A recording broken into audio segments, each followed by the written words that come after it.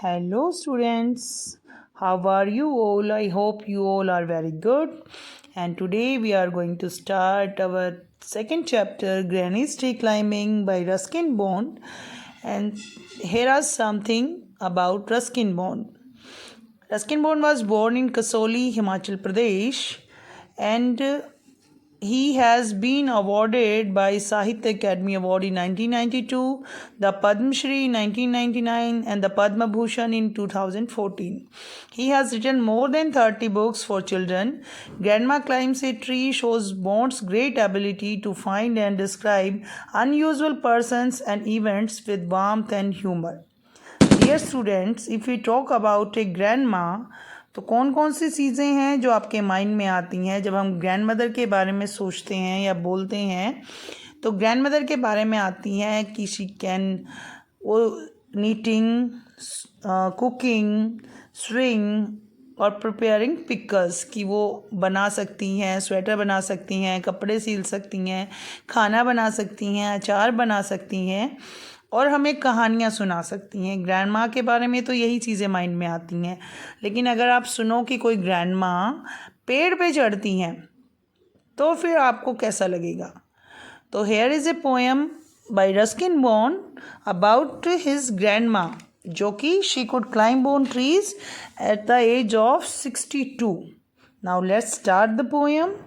My grand mother was genius. You would like to know why? मेरी grand mother genius थी. क्या आप जानना चाहोगे कैसे? Because she could climb trees spreading और high, she would be up their branches in a ट्राइस.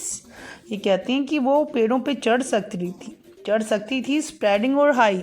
Spreading means फैले हुए पेड़, जैसे आम का पेड़, नीम, बरगद के पेड़, या फिर हाई ऊंचे लंबे पेड़ जो सीधे होते हैं, जिन पे ब्रांचेज नहीं होती हैं.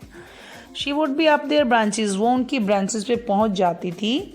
इन a trice is a phrase, very quickly, बहुत जल्दी. एंड माइंड यू, और आप ध्यान देना, वैन शी लास्ट सी climbed a tree she was 62. जब वो लास्ट टाइम पेड़ पे चढ़ी थी तो वो 62 ईयर्स की थी. Ever since childhood she had this gift for being happier in a tree than a lift, कि वो बचपन से ही उनको ये गिफ्ट मिला था कि उनको पेड़ों पे ज़्यादा खुशी होगी बजाय के लिफ्ट के.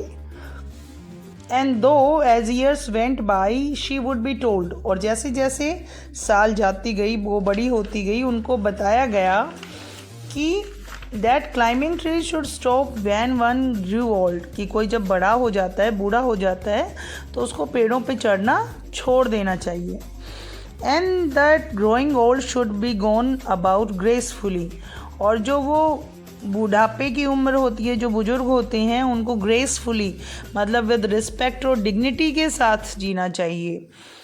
शी लाफ एंड से, तो वो हंसती और कहती, well I will grow old disgracefully, कि मैं तो बिना रिस्पेक्ट और बिना डिग्निटी के ही बूढ़ी हो जाऊंगी. यानी मैं पेड़ों पे चढ़ना नहीं छोड़ सकती, सब कुछ छोड़ सकती हूँ.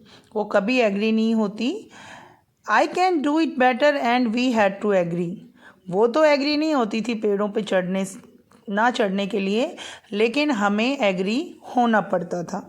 क्योंकि जो बुजुर्ग लोग होते हैं उनका बिहेवियर थोड़ा सा स्टबर्न हो जाता है, थोड़ा सा चाइल्डिश हो जाता है, वो जिद्दी हो जाते हैं, कहना नहीं मानते. और वो कहती है I can do it better, मैं अच्छे से कर सकती हूँ. For in all the garden there wasn't a tree she had not been up at one time और अनदर. पूरे गार्डन में एक भी ऐसा पेड़ नहीं था जिस पे वो ना चढ़ी हो, किसी पे एक बार और किसी पे बहुत बार.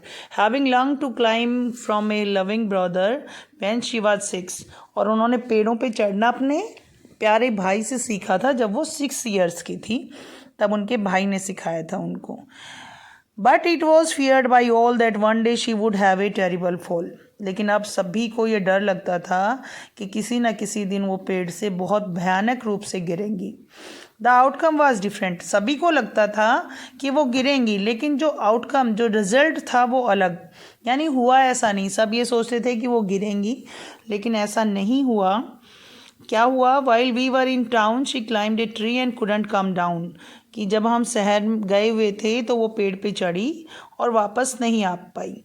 After the rescue means help, उनको हेल्प करके उतारने के बाद the doctor took granny's temperature and said, doctor ने ग्रैनी का टेम्परेचर लिया और कहा, I strongly recommend a quiet week in bed, कि मैं आपको एक पूरा बेड रेस्ट के लिए एक वीक सजेस्ट करता हूँ. रिकमेंड मीन्स सजेस्ट या advised. We side with relief, side का मतलब होता है सांस लेना. हमने चैन की सांस ली. And tucked her up well, और उनको tucked her up well means उनको पूरी चीज़ें अरेंज करवाना. सब कुछ टक्ड का मतलब वैसे तो होता है लपेटना, चादर में लपेटना, लेकिन चादर में लपेटने से मतलब है कि पूरा प्रॉपर रेस्ट देने के लिए सब कुछ अरेंज किया. Confine to her bedroom while every breeze, confine means to put, confine to her bedroom मतलब उनके बेड में, उनके जो बेडरूम थे, वाइल एवरी ब्रीज विस्पर्ड, जहाँ पे सारी जो हवाएं थी वो विस्पर्ड मीन्स होता है बातें करना, धीमे धीमे आवाज़ से बोलना. Whispered of summer, summer season की, एंड डांसिंग लीव्स, और उन हवाओं के कारण जो पत्तियां थी वो नाचती थी. But she held her peace till she felt stronger, लेकिन वो तब तक ही शांत रही जब तक कि उनको थोड़ा सा स्ट्रॉन्ग फील नहीं हुआ, मतलब थोड़ा सा कंफर्टेबल फील नहीं हुआ. Then sat up and said, फिर वो खड़ी हुई और उन्होंने कहा, I will lie here no longer, मैं यहाँ पे और नहीं लेटूंगी. And she called my father and told him undaunted, और फिर उन्होंने मेरे पापा को बुलाया और उनको बिना हिचक के, बिना हेजिटेशन के बोला that a house in tree top was what she now wanted, अब उनको की ट्री टॉप हाउस चाहिए था. My dad knew his duties, मेरे पापा को अपनी ड्यूटीज़ पता थी, मतलब he was a very obedient son, और उनको पता था कि उनको क्या करना है. He said, it's all right, you will have what you want, आप जो चाहती हो आपको मिलेगा dear. I will start work tonight, आज रात से ही मैं काम शुरू कर देता हूँ. विद माई एक्सपर्ट असिस्टेंट, मेरे एक्सपर्ट असिस्टेंट के साथ. ही शून फिनिश द चोर, वो जल्दी ही काम पूरा कर देगा. Made her a tree house with Windows and a door, और हमने उनके लिए एक विंडोज़ और डोर वाला ट्री हाउस तैयार कर दिया. So granny moved up and now every day, अब ग्रैनी जो है वो ऊपर चली गई, पेड़ पे ट्री हाउस में चली गई, और अब हर रोज़ I climb to her room, मैं उनके रूम में जाता with glasses and tray, glass और ट्रे लेके. She sits there in state, वो वहाँ पे in state in grand style, grand style में वो वहाँ पे बैठती, रानी की तरह वहाँ पे बैठती. And drinks sherry with me, और sherry is a kind of wine, grape juice, वहाँ पे बैठ के शेरी पीती मेरे साथ. Upholding her right to reside in a tree, upholding her right, अपने अधिकार समझते हुए, अपना अधिकार समझते हुए. टू रिजाइड, रिजाइड रेजिडेंस की फॉर्म है. रिजाइड इन ए ट्री, एक पेड़ में रहना, एक पेड़ में रहने को अपना अधिकार समझते हुए वो वहाँ पे एक रानी की तरह बैठती और मेरे साथ शेरी is a kind of wine जो है उसको इंजॉय करती. So, this is the poem. I hope you understand well. Thank you. Bye.